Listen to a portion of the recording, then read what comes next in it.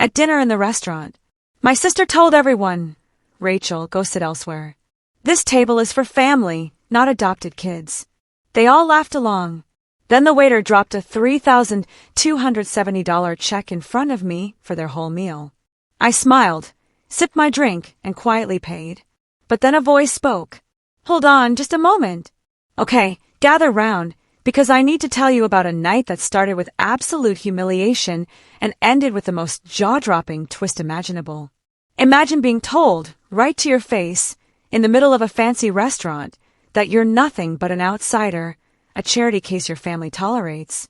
And then, imagine those same people, the ones who claim to be family, try to make you pay for their ridiculously lavish dinner. What happened next? Oh, you're not going to believe it. My name is Rachel, and for 22 years, since I was 5, I lived with that family, Patricia, Gregory, Kenneth, and Victoria.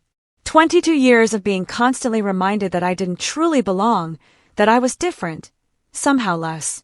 That night, we were at Belmont's, one of Seattle's most exclusive restaurants. The chandeliers sparkled, casting a warm glow on the white tablecloths, but I felt icy cold. Because Victoria, my adoptive sister at 32, had just delivered a verbal punch right to my gut. Go find another table, she'd sneered, loud enough for half the room to hear. This one's for family, not adopted girls. And the worst part, my parents, my brother Kenneth, even Victoria's husband, they all erupted in laughter like it was the funniest joke they'd ever heard. I stood there, clutching my purse, my face burning with a shame so intense I thought I might evaporate. Other diners were turning, staring, and I just wanted to disappear. Victoria, that's enough, I managed to say, my voice barely a whisper, trying to cling to some shred of dignity. My adoptive mother, Patricia, just waved a dismissive, manicured hand. Oh, don't be so sensitive, dear. We're just teasing. You know how Victoria is. Oh, believe me, I knew exactly how Victoria was. She perfected the art of making me feel small, while maintaining this facade of family unity. She got the best bedroom, the newest clothes, an expensive college education. I got hand-me-downs in community college. She was praised for mediocre achievements. I was criticized for excellence. Sit down, Rachel. You're making a scene, my father, Gregory, ordered. So I sat, swallowing the protest that burned in my throat. This dinner was supposed to celebrate Victoria's latest business deal, some real estate investment my parents had helped finance. They always helped Victoria. When I'd asked for a small loan to start my graphic design business 3 years ago, they'd laughed and told me to be realistic. The evening dragged on. Conversation flowed around me like I was invisible. Victoria bragged about her new Mercedes. Kenneth discussed his promotion at the bank. My parents beamed with pride, asking questions, offering congratulations. When I tried to mention the major client I just landed, a contract worth $50,000, my mother cut me off. That's nice, dear. Kenneth, tell us more about your bonus. By the time dessert arrived, I'd retreated completely. The familiar numbness had settled in. This was my role, the outsider, the charity case, the one they kept around to feel good about themselves. Then, the waiter approached with the check. My stomach plummeted as he placed the leather folder directly in front of me. I stared at it, utterly confused. What's this? I asked. Victoria's laugh was sharp, bright, and utterly cruel. Oh, didn't we mention? You're paying tonight. Consider it your contribution to the family, since you're always taking and never giving. Taking. The word caught in my throat. I've never asked you for anything. Patricia ticked off items on her fingers. The roof over your head growing up, the food, the clothes. We gave you everything, Rachel. The least you can do is buy us dinner. My hands trembled as I opened the folder. The total made my vision blur, $3,270. They'd ordered the most expensive wines, multiple appetizers, premium steaks, lobster tails. Kenneth had ordered 3 desserts, just because he could. I can't afford this, I whispered. Of course you can, Victoria said sweetly. You just told us about your big client. $50,000, wasn't it? This is nothing to you now. The truth was that $50,000 was spread over 6 months of work, and most of it was already allocated to business expenses, rent, and paying off the student loans my family had refused to help with. This single dinner would wipe out my savings. But I couldn't make another scene. Couldn't give them more ammunition to call me ungrateful, difficult, dramatic. With shaking hands, I pulled out my credit card. The waiter whisked it away. I forced myself to smile, to sip my water, to pretend this wasn't devastating me. Victoria was already talking about their upcoming vacation to Tuscany. My parents were planning to join them. Nobody asked if I wanted to come. They never did. When the waiter returned with my card and receipt, I signed with numb fingers. $3,270 for the privilege of being humiliated by people who were supposed to love me. Well, that was lovely, Patricia said, dabbing her lips. Same time next month. Next month. They expected this to be a regular thing. I opened my mouth to protest, to finally say enough was enough, when a voice cut through the chatter. Just a moment, please. Everyone fell silent. Grandma Dorothy, my adoptive mother's mother, who'd been quiet all evening, was standing at the far end of the table. At 78, with her silver hair perfectly styled and her posture straight as a rod, she still commanded attention. Something in her expression made my chest tighten. The restaurant seemed to hold its breath. Grandma Dorothy had always been different. While my parents and siblings treated me like an obligation, she was the one who showed up at my school plays, who remembered my birthday, who asked about my dreams. She was also the wealthiest person I'd ever known, a self-made billionaire. But lately, she'd been quieter, watching. I'd noticed her observing family gatherings with an intensity that made me wonder. "Mother, what is it?" Patricia asked, irritation creeping into her voice. "We were just about to leave. Sit down, all of you." Grandma Dorothy's voice carried an authority that made even my father straighten in his chair. "I have something to say, and you're going to listen." Victoria rolled her eyes but stayed seated. Kenneth checked his phone under the table. My parents exchanged confused glances.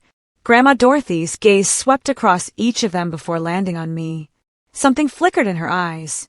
Sadness, maybe, or deep disappointment. "I've been watching this family for years," she began, her voice steady but cold. "Watching how you treat Rachel. How you've always treated her." "Mother, really?" Patricia protested. "This isn't the time." "Be quiet." The command was so sharp that my mother actually obeyed. "I'm 78 years old, and I've spent the past few months thinking about my legacy, about where my money should go when I'm gone." The table went dead still. My father's fork clinked as he set it down. Victoria's smug expression faltered. "We all know how this works," Grandma Dorothy continued. "The bulk of my estate goes to Patricia, then distributed among the grandchildren. That's what the current will says." I watched Victoria's face light up with naked greed. She'd been counting on that inheritance for years, planning elaborate purchases, making investments based on money she didn't even have yet. "But I've had my lawyer draw up a new will." Grandma Dorothy pulled an envelope from her purse, signed and notarized just yesterday. The silence was suffocating. "You can't be serious," Kenneth blurted out. "You're changing your will because of what?" "A stupid joke." "A joke?" Grandma Dorothy's laugh was bitter. "I've watched you all mock and belittle Rachel for over 2 decades. I've watched you exclude her, humiliate her, treat her like she's less than human. And tonight, you made her pay for your excess while you laughed about it." "We were just having fun." Victoria protested, but her voice wavered. "Fun." Grandma Dorothy repeated the word like it tasted foul. "You think cruelty is fun? You think making someone feel worthless is entertainment?" My heart was pounding, so hard I thought everyone could hear it. Grandma Dorothy walked slowly around the table until she stood beside me, her hand resting gently on my shoulder. "Rachel is the only one in this family who's shown true character," she said. "She's worked for everything she has, built a business from nothing with no help from any of you. She's kind, talented, and resilient despite your best efforts to break her spirit." "Mother, you're being dramatic," Gregory said, but his voice lacked conviction. "Am I?" Grandma Dorothy's eyebrows rose. "Patricia, when was the last time you asked Rachel about her life?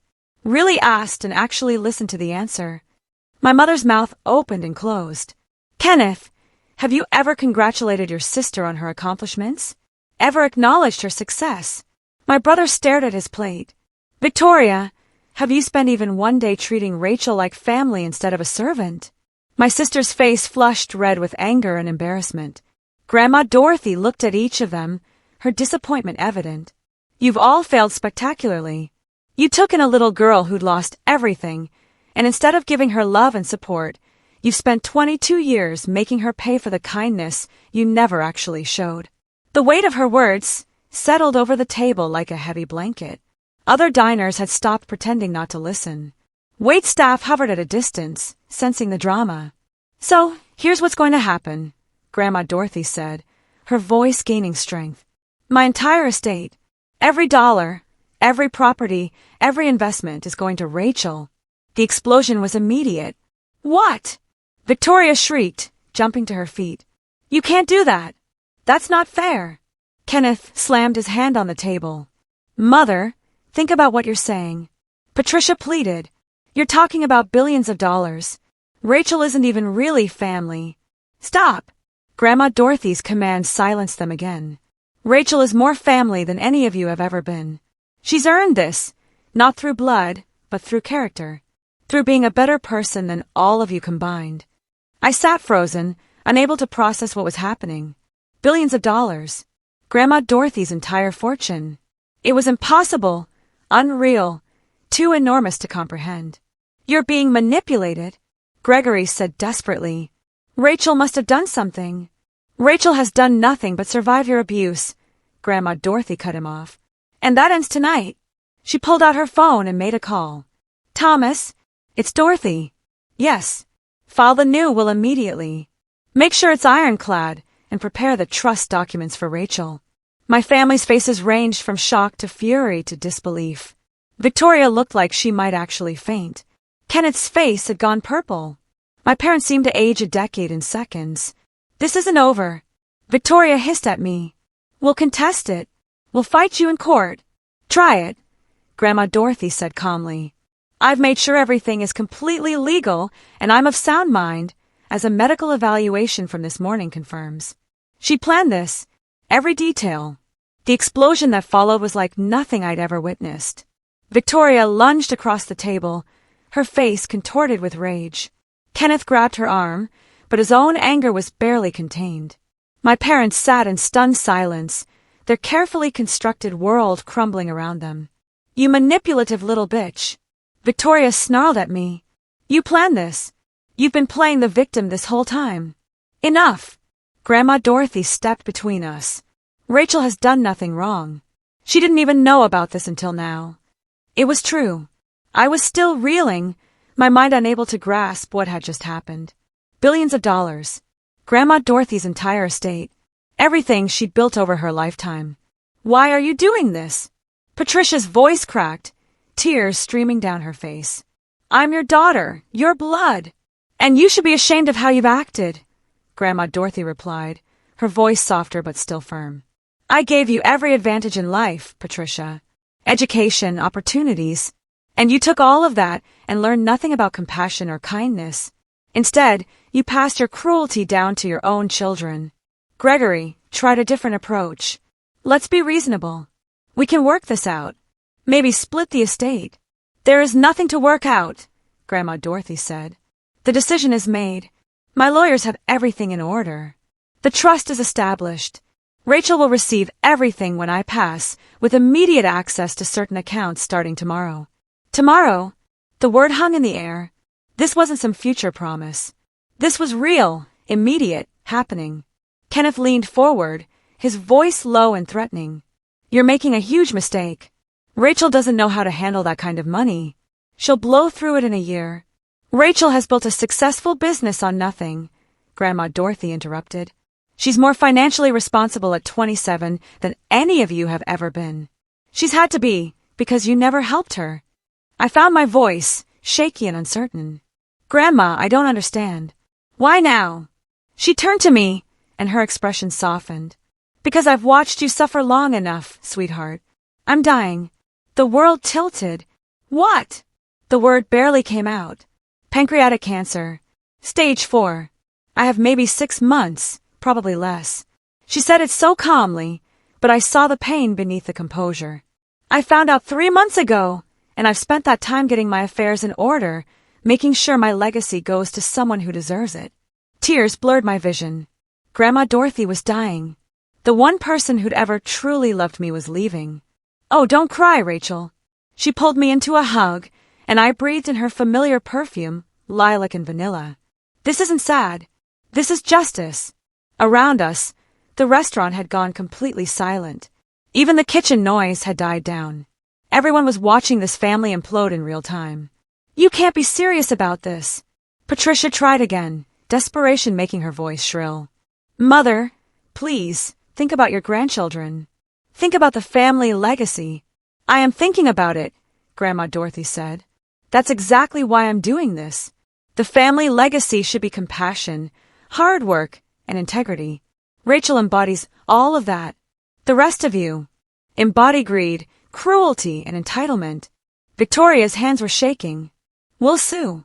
We'll prove you're not in your right mind." "Good luck with that."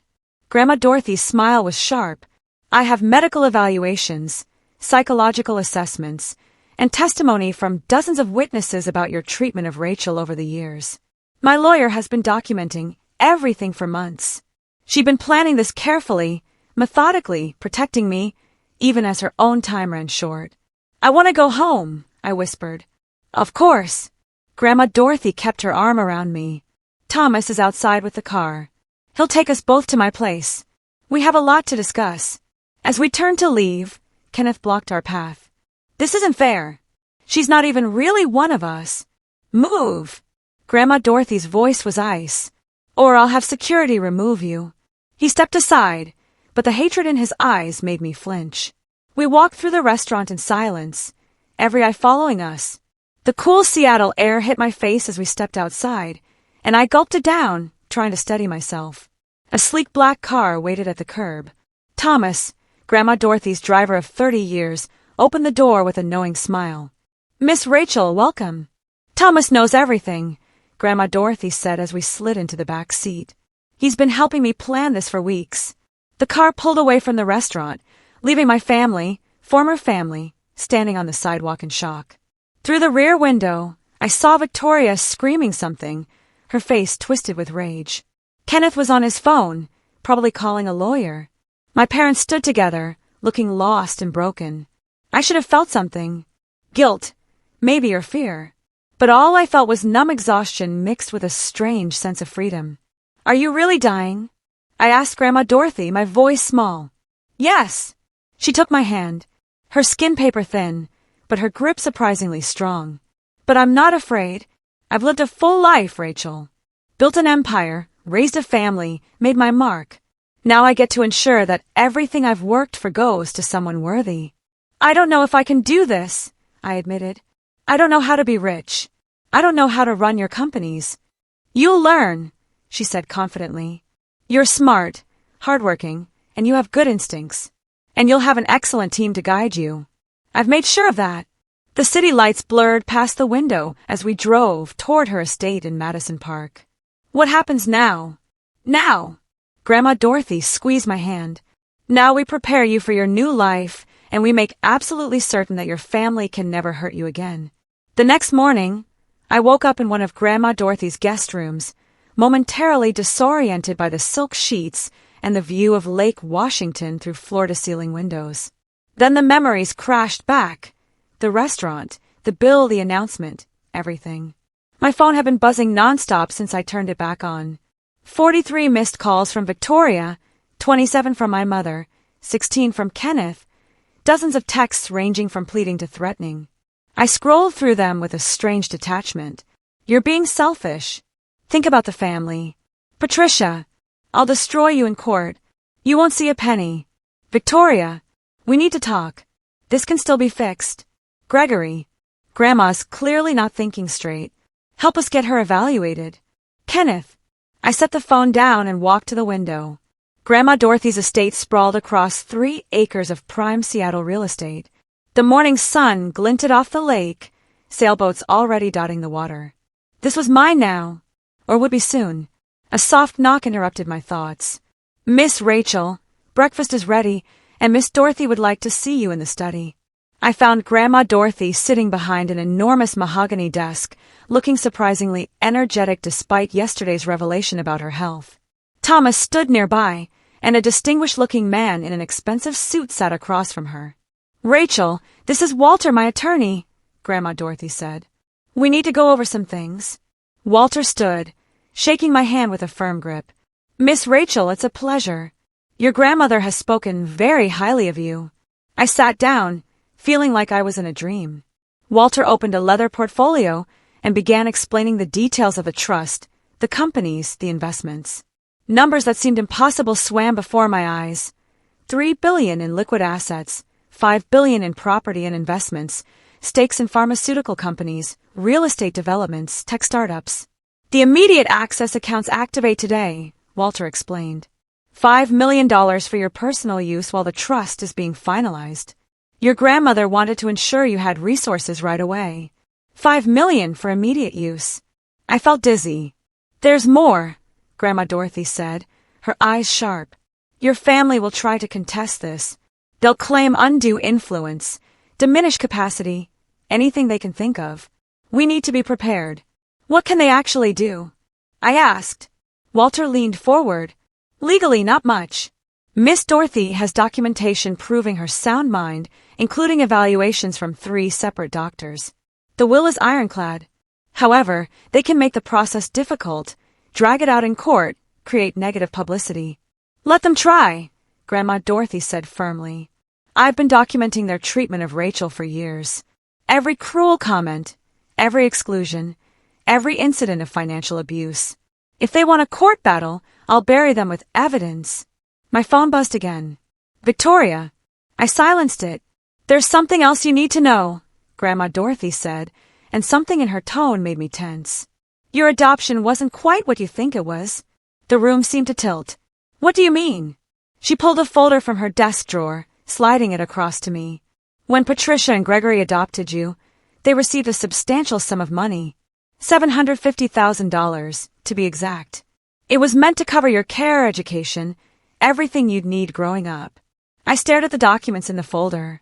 Bank statements, transfer records. "They took money for adopting me from a trust set up by your birth parents," Grandma Dorothy confirmed. "They died in a car accident when you were 5. They'd established a trust to ensure you were cared for. Patricia and Gregory were approved as adoptive parents and given access to those funds." My hands shook as I flipped through the papers. $750,000. And I'd worn hand-me-down clothes, gone to community college on student loans, been told the family couldn't afford to help me. "They spent it all," I whispered, seeing the account statements. Vacations, cars, Victoria's private school tuition, Kenneth's college fund. "They spent my money on everyone but me." "Yes," Grandma Dorothy said quietly. "I only discovered this myself 2 years ago. I've been investigating since then, gathering evidence. That's theft, Rachel. They stole from a child. The betrayal cut deeper than anything else. It wasn't just cruelty or favoritism. They'd profited from my loss, taking money meant for my care and using it to spoil their biological children while treating me like a burden." "Why didn't you tell me sooner?" I asked. "Because I needed to be sure. Needed all the documentation perfect and legal. And because—" She paused, looking older suddenly, "because I knew that once you learned the truth, there would be no going back. Your relationship with them, toxic as it was, would be over completely." She was right. Any tiny part of me that had hoped for reconciliation, that had wondered if maybe I was too sensitive or ungrateful, died in that moment. They hadn't just been cruel. They'd been criminals. What do I do? I felt lost, overwhelmed. "You let me handle it," Grandma Dorothy said. "Walter has already filed a civil suit against Patricia and Gregory for misappropriation of trust funds. With interest over 22 years, they owe you approximately $2.3 million. My phone exploded with calls again. This time it was my father. "Answer it," Grandma Dorothy said. "Put it on speaker. Let's hear what he has to say." With shaking hands, I accepted the call. "Rachel," Gregory's voice was desperate. "Rachel, please. We need to talk. Your grandmother isn't thinking clearly." "She seems perfectly clear to me," I said, my voice steadier than I felt. "This is insane. You can't possibly think you deserve her entire fortune.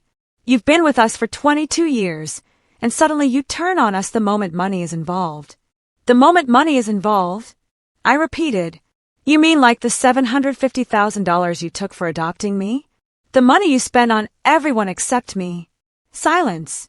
Then, I don't know what lies she's been telling you. Bank records don't lie, Dad. The word felt bitter. Walter has all the documentation. You stole from me. You both did. Patricia's voice came through the phone, shrill with panic. That money was for raising you. For housing you, feeding you. You gave me hand-me-downs and made me pay my own way through college, I said. Meanwhile, Victoria got designer clothes and a full ride to a private university. Kenneth got a new car at 16. I got nothing. You're being ungrateful. Gregory tried. We gave you a home. You gave me a prison, I said. The words felt powerful, liberating. You made me feel worthless every single day. And you did it while spending money that was meant for me. We'll fight this. Patricia threatened. We'll take you to court. Please do. Grandma Dorothy cut in. I'd love to see you explain the financial records to a judge. Explain how you took money meant for a grieving 5-year-old and spent it on luxury vacations. The call ended abruptly. They'd hung up, probably to call their own lawyer. I felt Walter's hand on my shoulder. Miss Rachel, I know this is overwhelming, but you need to understand. You hold all the cards here. They have no legal ground to stand on. They'll try anyway, I said. Of course they will, Grandma Dorothy agreed. But they'll lose, and when they do, you'll never have to see them again. 3 days later, the story hit the media. Somehow, and I suspected Victoria was behind it, the details of Grandma Dorothy's will change had leaked to the press. Billionaire disinherits family for adopted granddaughter. Screamed the headlines. My phone wouldn't stop ringing with reporters wanting statements. I'd moved into Grandma Dorothy's estate temporarily, unable to face my apartment where my family knew the address. Thomas had retrieved my things, and I was living in a strange bubble of luxury and chaos. The public reaction was divided. Some praised Grandma Dorothy for rewarding character over blood. Others called me a manipulative gold digger who'd seduced an elderly woman for her fortune. The comment sections were brutal. She must have been sleeping with the old woman's lawyer or something.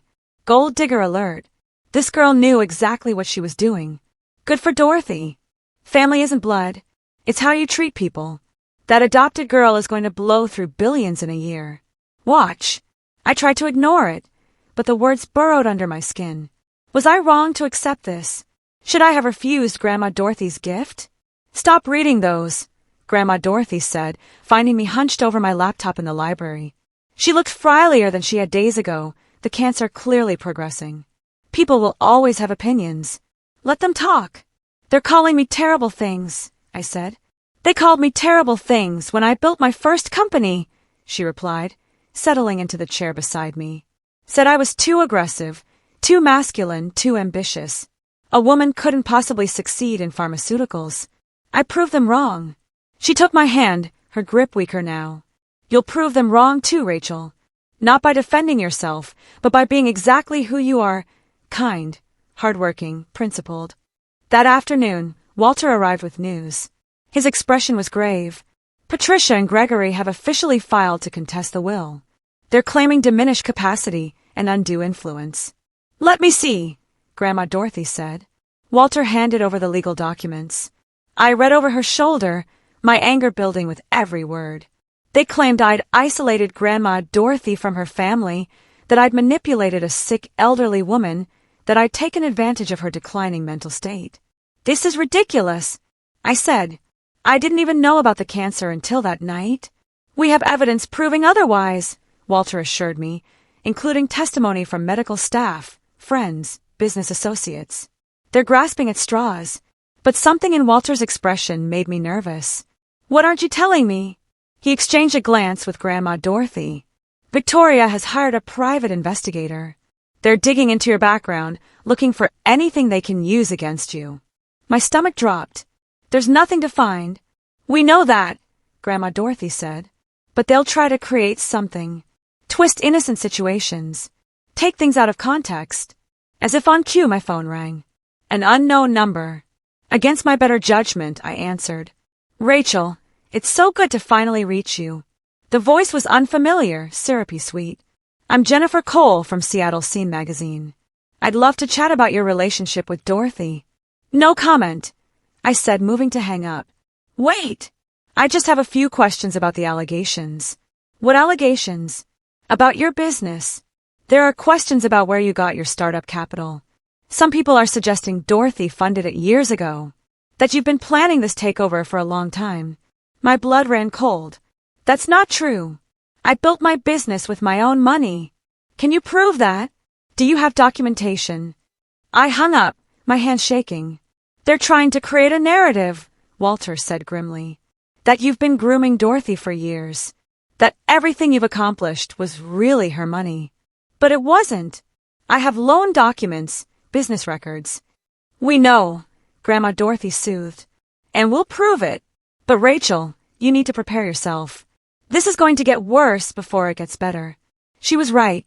By evening, social media was flooded with theories.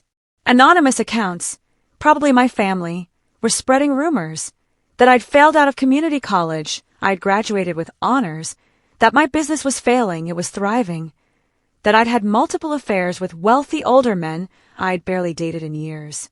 The cruelest rumor was that I'd somehow caused my birth parents' death to access their trust fund. I was 5 years old when they died, but facts didn't matter to internet trolls. I closed my laptop, feeling sick. Miss Rachel. Thomas appeared at the library door. There are reporters at the gate, quite a few of them. I walked to the window overlooking the front of the estate. News vans lined the street. Cameras pointed at the house. My private life was now public spectacle. This is what they want, I said quietly. They want me to crack, to do something that makes me look bad. Then don't give them the satisfaction, Grandma Dorothy said. She looked exhausted, but her eyes were still fierce. We fight this the right way, with truth, with evidence, with dignity. That night I couldn't sleep. I kept replaying moments from my childhood. Patricia telling me I was lucky they'd taken me in. Victoria laughing when I didn't get invited to her birthday party. Kenneth pushing me into the pool at a family gathering while everyone laughed. Every moment of exclusion, every casual cruelty, all building to this moment. Around 2 a.m, my phone buzzed with a text from an unknown number. You're going to regret this. We'll destroy you. Victoria, threatening me from a burner phone. I screenshotted and sent it to Walter. Evidence. Grandma Dorothy had taught me well.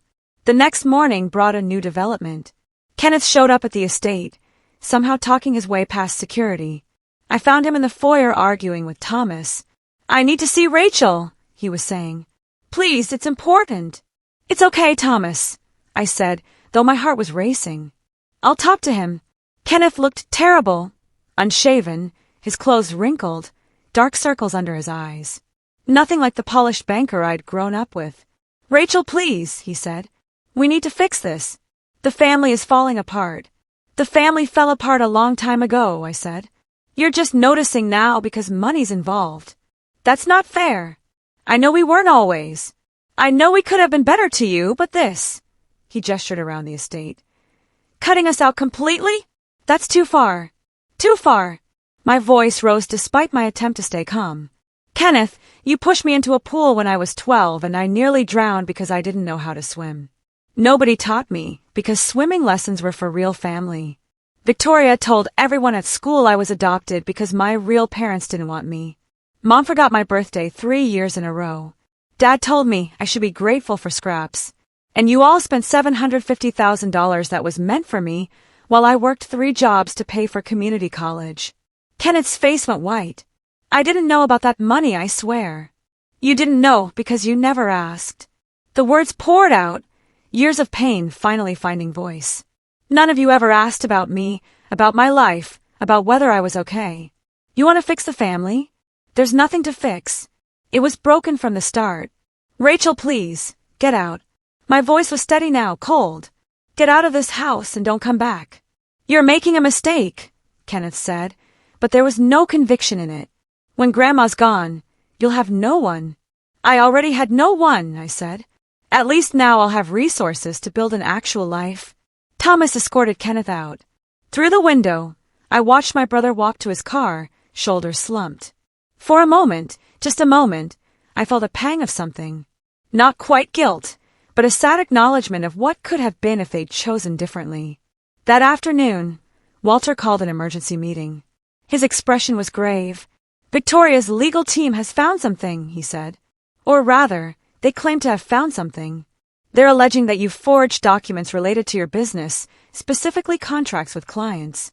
They're trying to paint you as dishonest, someone capable of manipulating Dorothy." "That's insane," I said. "All my contracts are legitimate." "We know that, but they're filing a motion to delay the will proceedings pending an investigation. It's a stall tactic, but it could work." Grandma Dorothy's hand slammed on the desk, startling us both.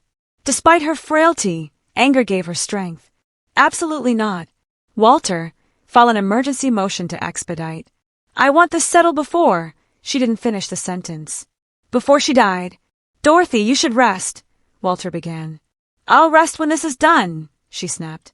"My granddaughter is being attacked by vultures masquerading as family. We end this now." Walter nodded and pulled out his phone, stepping away to make calls.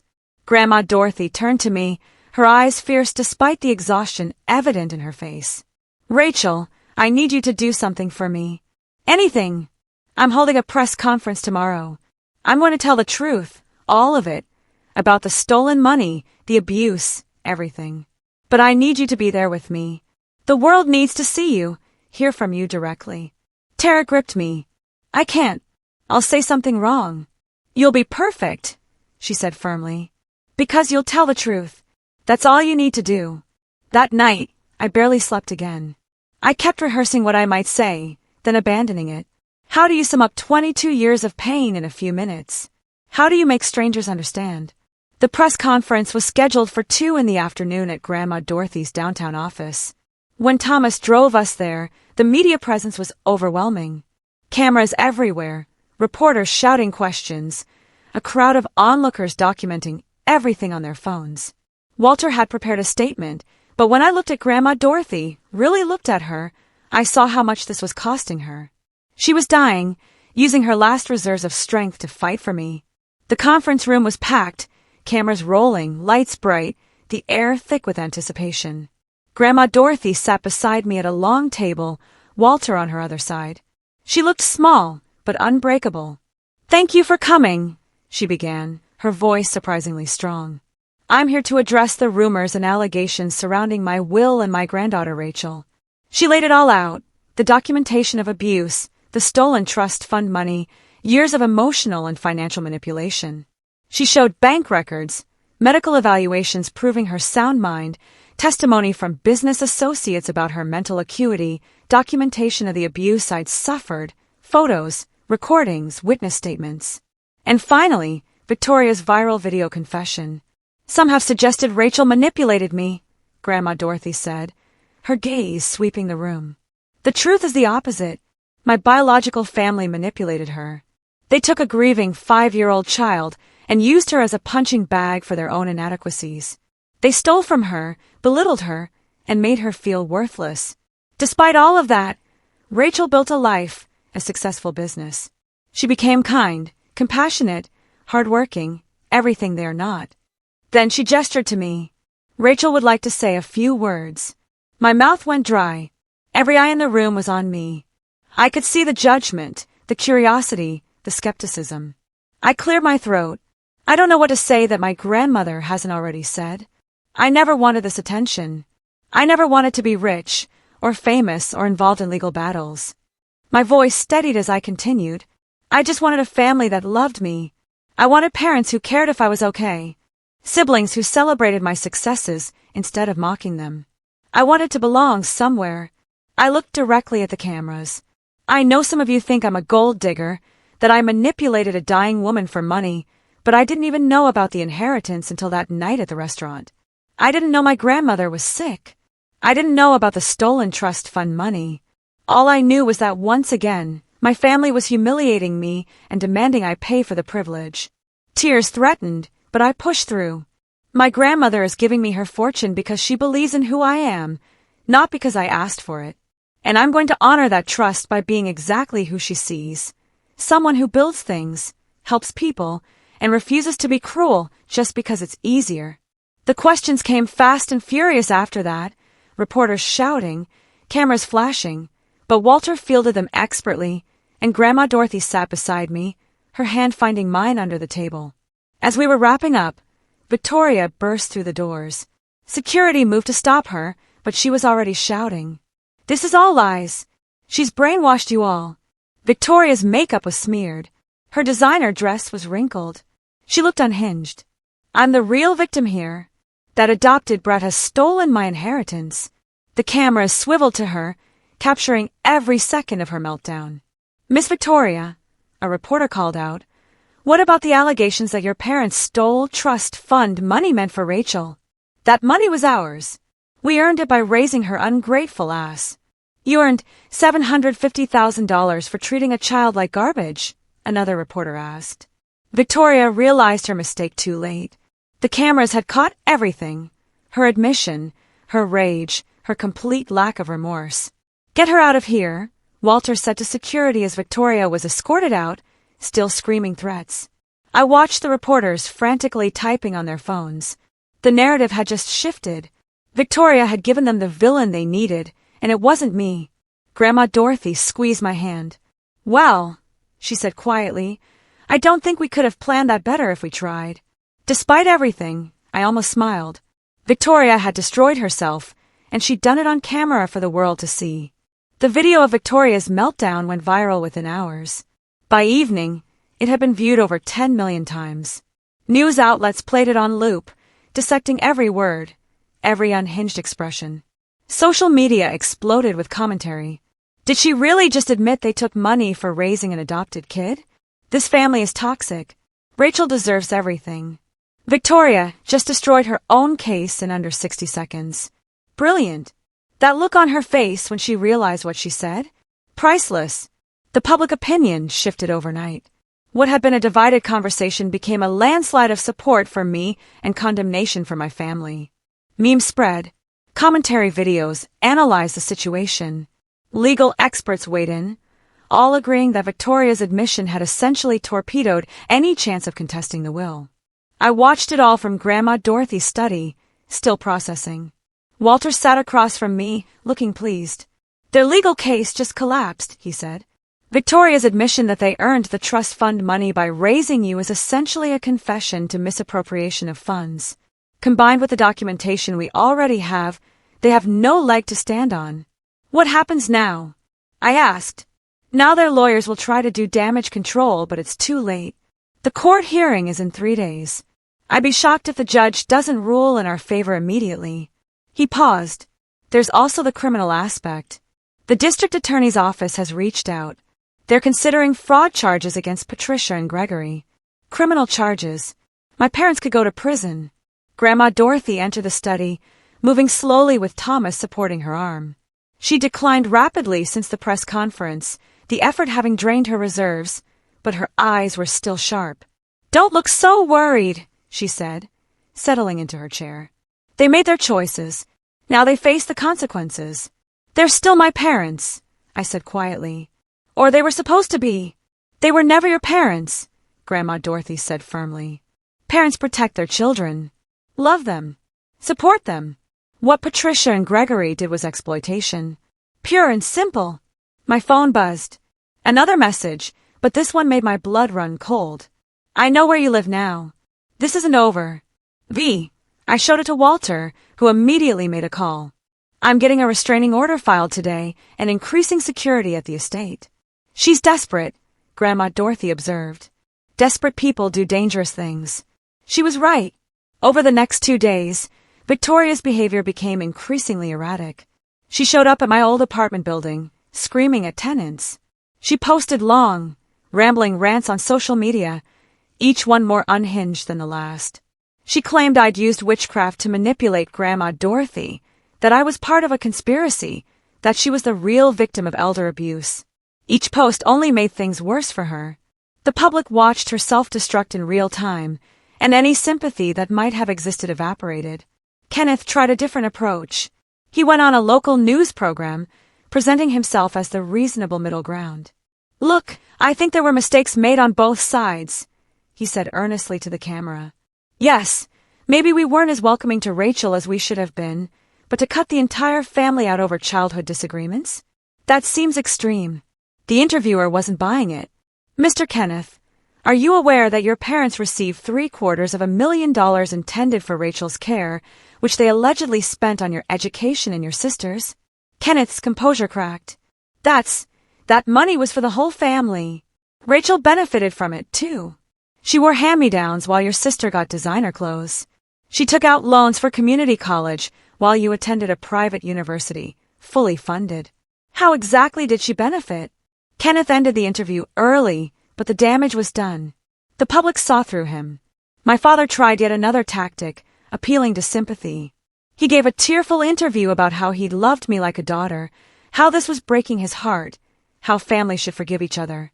We made mistakes, Gregory said, his voice breaking. What parent hasn't? But to be cut off completely, to be accused of theft, it's destroying us. Patricia can barely get out of bed. Kenneth's marriage is suffering. Victoria's having a breakdown. All because we weren't perfect.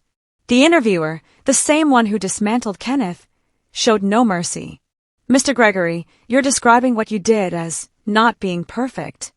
But investigators have documented years of emotional abuse, financial exploitation, and systematic exclusion of Rachel from family activities. This goes beyond imperfection. That's not abuse. That's just family dynamics. Every family has issues. Every family doesn't steal $750,000 from a child. My father walked out, too. But my mother's approach was the most calculated. Patricia hired a PR firm and gave a carefully crafted interview to a sympathetic journalist. She wore a simple dress, minimal makeup, positioned herself in soft lighting. She cried at all the right moments. I loved Rachel from the moment we brought her home, Patricia said, dabbing her eyes. She was this beautiful, broken little girl who'd lost everything. I wanted to give her a family, a home, love. Yes, we were stricter with her than with our biological children. Maybe that was wrong, but we were trying to prepare her for a hard world. We knew she'd face challenges as an adopted child, and we wanted her to be strong. The journalist ate it up. And that money was meant for her care, and that's what we used it for. Housing, food, utilities. Raising a child is expensive. Maybe we should have documented every expense. But we were a family, not a business. She looked directly into the camera. Rachel, if you're watching, please know I love you. I always have. Can we please just talk? Without lawyers, without the media. Just mother and daughter. I watched the interview with Grandma Dorothy and Walter. When it ended, I felt sick. She's good, Walter admitted. This is the most sympathetic they've looked since this started. She's a liar, I said flatly. She never loved me. This is just another manipulation. I know, Grandma Dorothy said. But some people will believe her. The question is, do you care? Did I? I thought about it. A week ago, I might have cared desperately. I'd have wanted everyone to know the truth, to see Patricia for what she really was. But now, no, I said. I don't care what strangers think. The people who matter know the truth. Grandma Dorothy smiled. Good girl. The court hearing arrived on a gray Seattle morning. The courthouse was surrounded by media, protesters holding signs both for and against me, curiosity seekers hoping for a glimpse of the drama. Walter had arranged for us to enter through a private entrance, but I could still hear the noise outside. Grandma Dorothy looked frail in her wheelchair. We'd finally convinced her to use one, but her spine was still straight. I held her hand as we entered the courtroom. My family was already there. Patricia, Gregory, Kenneth, and Victoria sat at the defendant's table with their team of lawyers. Patricia had maintained the soft, sympathetic appearance from her interview. Gregory looked tired and defeated. Kenneth wouldn't meet my eyes. But Victoria stared at me with pure hatred. The judge, a stern woman in her 60s named Judge Morrison, entered and everyone rose. This is a hearing regarding the will of Dorothy Hayes and the contest filed by Patricia Hayes and family, Judge Morrison began. I've reviewed the documentation submitted by both parties. Counsel, your opening statements. The family's lawyer went first, a slick man named Robert, who argued that Grandma Dorothy had been unduly influenced, that her illness had impaired her judgment, that the will should be set aside in favor of the previous version. Then Walter stood. He didn't argue or plead. He simply presented facts. Bank records showing the stolen trust fund money. Medical evaluations from 3 separate doctors confirming Grandma Dorothy's sound mind. Testimony from business associates about her mental acuity.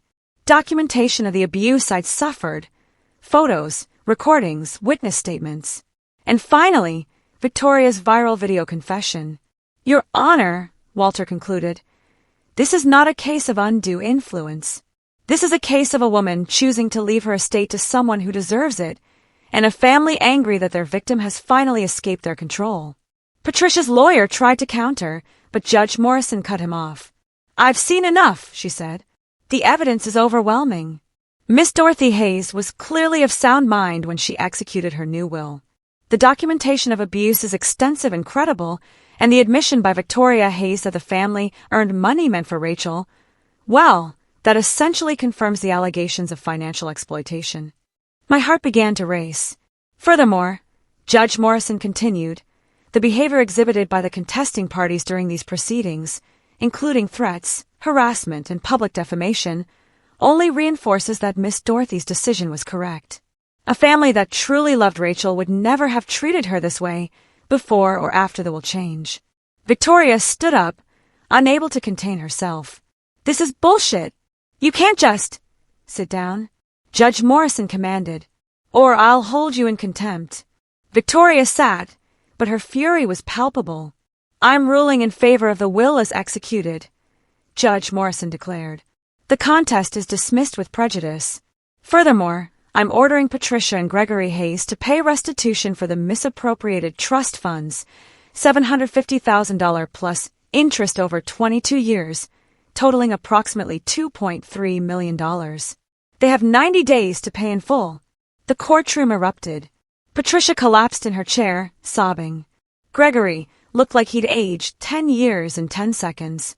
Kenneth put his head in his hands. Victoria started screaming obscenities until bailiffs escorted her out. I sat frozen, unable to process that it was over. We'd won. Completely, decisively, irrevocably. Grandma Dorothy squeezed my hand. It's done, sweetheart. You're free. Media swarmed us as we left the courthouse, but Walter and Thomas created a barrier. I heard the questions being shouted. How did I feel? What would I do with the money? Did I have a message for my family? But I didn't answer. I just helped Grandma Dorothy into the car and let Thomas drive us away. Back at the estate, Grandma Dorothy was exhausted but satisfied. I can die happy now, she said, and the words hit me like a physical blow. Don't say that, I whispered. Please. Oh, Rachel. She cupped my face with her thin hands. I'm not afraid. I got to see justice done. I got to know my fortune will be used for good. That's more than most people get. Over the next 3 weeks, I watched Grandma Dorothy fade. She slipped in and out of consciousness, sometimes lucid, sometimes lost in memories. I stayed by her side, holding her hand, telling her about my plans for the foundation I wanted to start, something to help adopted children who were being abused or exploited. That's perfect, she murmured during one of her clearer moments. Help others like you break the cycle. I will, I promised. I'll make you proud. You already have. Her smile was peaceful. You survived them, Rachel. You stayed kind when they were cruel. You worked hard when they tried to break you. You're everything I hoped you'd be. She died on a Tuesday morning, with me holding her hand and the sun streaming through the window. Her last words were, "Thank you for being my real family." I stayed with her for a long time after, crying for the woman who'd saved me, who'd loved me, who'd given me a future. The only grandmother I'd ever really had. The funeral was private, just me, Thomas, Walter, and a few of Grandma Dorothy's close friends. My family wasn't invited, though Patricia tried to crash it and was turned away by security. In the weeks that followed, the full transfer of assets was completed. I was now the sole heir to a $3 billion fortune. The number was still incomprehensible, but I was determined to honor Grandma Dorothy's legacy. The first thing I did was establish the Dorothy Hayes Foundation for Adopted Children. Not because it sounded good or made me look charitable, but because I knew firsthand how many kids were trapped in situations like mine. The foundation would provide legal support, counseling, emergency housing, and educational funding for adopted children suffering abuse or exploitation. The second thing I did was hire an excellent management team for Grandma Dorothy's companies. I wasn't ready to run billion-dollar corporations, but I could learn. I attended every meeting, asked questions, studied at night. Slowly, I began to understand the empire she'd built. My family's downfall was swift and brutal. Unable to pay the $2.3 million in restitution, Patricia and Gregory were forced to sell their house, their cars, everything of value. They moved into a small apartment in a rough neighborhood. Ironic, considering they'd always looked down on people they deemed beneath them. Gregory faced fraud charges for the trust fund theft and was sentenced to 3 years in prison. Patricia received 2 years. Kenneth, who'd benefited from the stolen money through his education, was required to pay back his portion, approximately $400,000. His marriage collapsed under the financial strain, and last I heard, he was working 2 jobs to make the payments. But Victoria's fate was the most satisfying. Her viral meltdown had destroyed any credibility she had. Her husband divorced her, taking their house and most of their assets. She'd invested heavily in a restaurant venture that failed spectacularly, leaving her deep in debt. The private investigator she'd hired to dig up dirt on me was now suing her for unpaid fees. She tried to write a tell-all book, but publishers rejected it after fact-checkers found it full of lies. She'd attempted to start a YouTube channel, but the comments were so brutal she deleted it. She'd even tried to reconcile with me, not out of genuine remorse, but desperate hope I'd give her money. I'd read her email once. "Rachel, I know we had our differences, but we're still sisters. Family forgives family. I'm struggling right now and I know you're doing well. Maybe we could meet for coffee, talk about the past, and build a future together." I deleted it without responding. 6 months after Grandma Dorothy's death, I stood in the foundation's new headquarters. A beautiful building in downtown Seattle, dedicated to helping children like I'd been. The walls were covered with photos of kids we'd already helped, stories of escape and new beginnings. Thomas stood beside me, having accepted a position as the foundation's operations director. "Miss Dorothy would be proud," he said. "I hope so," I replied. My phone buzzed. Another message from my family. They never stopped trying. This one was from Kenneth. "Rachel, Mom and Dad are struggling. Dad's in prison. Mom's barely surviving. I know you're angry, but they're still your parents. Can't you find it in your heart to help?" I typed my response carefully. They were never my parents. They were people who took money to raise me and instead used me as a punching bag for their inadequacies. I owe them nothing, but I'll make you a deal. I'll donate the exact amount they stole from me, $750,000, to a fund helping adopted children escape abusive families, in their names. That's the only legacy they'll have. I hit send and blocked his number. A year later, I was featured in a business magazine, not as the adopted girl who inherited billions, but as a CEO running multiple successful companies and a growing foundation that had helped over 500 children. The article focused on my work, my vision, my accomplishments. There was a small mention of my family drama, but it was in the past now. The narrative had shifted. I wasn't the victim anymore. Wasn't the gold digger or the manipulator. I was simply Rachel, a woman who'd survived, thrived, and chosen to help others do the same. I'd heard through mutual acquaintances that Victoria was working in telemarketing, barely making ends meet. That Patricia, released from prison, was living in a women's shelter. That Gregory was still incarcerated, his health failing. That Kenneth was bankrupt, his expensive education worthless without the connections and money that had always propped him up. Part of me, the part that remembered being a hurt little girl, felt a twinge of something. Not quite satisfaction, not quite pity, just acknowledgement that actions have consequences. That cruelty eventually circles back. My family never recovered from their fall. Victoria's attempts to rebuild her life repeatedly failed, each venture collapsing under the weight of her reputation and poor decisions. Patricia and Gregory lived out their remaining years in poverty and isolation, their biological children too consumed with their own struggles to help. Kenneth's pride never allowed him to accept jobs he deemed beneath him, keeping him perpetually on the edge of financial ruin. They built their lives on a foundation of cruelty and entitlement, and when that foundation crumbled, they had nothing left to stand on. As for me, I built something lasting from the ashes of that painful past. Each child the foundation saved, each life changed, each cycle of abuse broken, that was my real inheritance from Grandma Dorothy. Not the money, but the understanding that sometimes the best revenge isn't destruction, but becoming everything they said you couldn't be. And watching them destroy themselves while you're busy building something beautiful, that was simply justice taking its natural course. So after hearing all that, I have to ask, what would you have done in my place? Have you ever had a moment where you finally drew a line and changed your whole life? Let me know in the comments below. I really want to hear your thoughts.